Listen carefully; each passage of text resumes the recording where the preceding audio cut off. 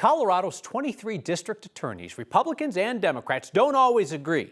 Yet everyone says Colorado needs to allow more kids to be locked up while awaiting trial for serious crimes. Our Evan Krugel starts us off tonight with that. At Prairie Vista Youth Services in Brighton, 18 beds are set aside for kids accused of serious crimes. And vacancy here is hard to come by. We are hovering around our 18 beds nearly non-stop. 17th Judicial District Attorney Brian Mason says Colorado law limits the number of kids that can be kept in juvenile detention. Right now, are there kids who have committed violent crimes who are not in custody because of this? There are.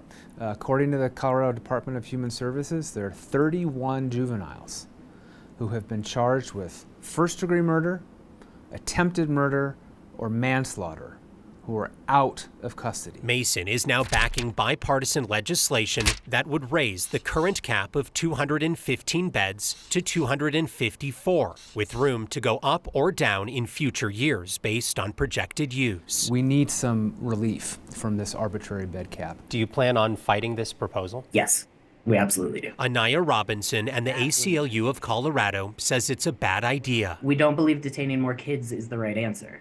We don't think it fixes the actual problem. It puts a Band-Aid on it for a period of time. He believes money for more beds could be better spent on keeping kids out of trouble in the first place. Pushing millions of dollars into a space to raise the bed cap instead of pushing that money into a space to get these kids out who should be getting out, we see as a fairly irresponsible use of state funds. This is not a proposal that will solve the problem of juvenile violent crime. Mason agrees more money needs to be spent on early intervention as well, but says without raising the cap, violent kids will continue to be out in the community while they wait for trials on serious offenses. For me, it should always be a priority that we spend our money on keeping our communities safe. Always. And this is one of those issues that has to be addressed.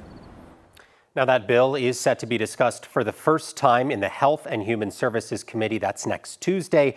Kyle, those caps used to be a lot higher until legislators voted to bring them down. It will be interesting to see what the appetite is like this time as legislators decide whether to bring them back up again. How often are they actually bumping into the cap? Yeah, it doesn't happen often, but it does happen. In the last year and a half, there have been 13 days where the state exceeded that cap. Brian says when that happens, they have to either find beds in another county or potentially release some of these juveniles from custody to make room for incoming kids. It is a statewide issue. Of those 23 judicial districts, 22 have hit that cap. That's why all 23 of them support this right now. It's pretty widespread. Evan Krugel, thank you.